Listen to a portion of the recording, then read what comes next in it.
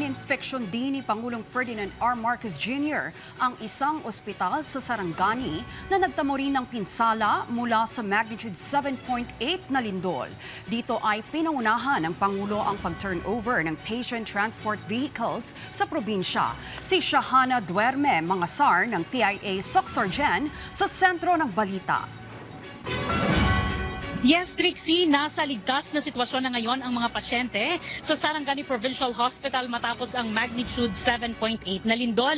Ang naturang ospital ay kabilang sa mga pangunahing pasilidad sa bayan ng Alabel.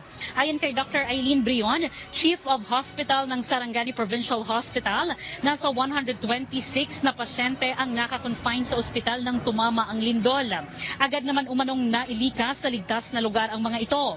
Sa ngayon, tanging kalahati ng dome sa first floor ang pwedeng magamit sa ospital habang nagtayo naman ng mga tent upang maserbisyuhan ang ibang pasyente.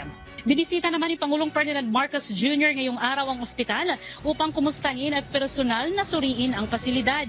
Pinangunahan din niya ang pag-turnover ng 2 patient transport vehicle sa pamahalaang panlalawigan ng Sarangani.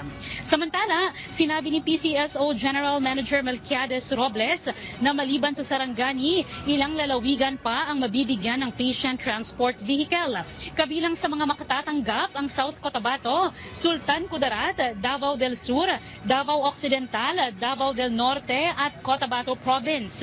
Dagdag pa ni GM Robles, maliban sa mga PTV, patuloy ring namimigay ng charity ba ang kanilang tanggapan.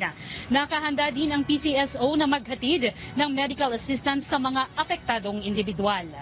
Mula dito sa Alabel, Sarangani Province, para sa Integrated State Media, Shahana Duerme Mangasar ng Philippine Information Agency, Soxargen. Okay, maraming salamat, Shahana Duerme Mangasar.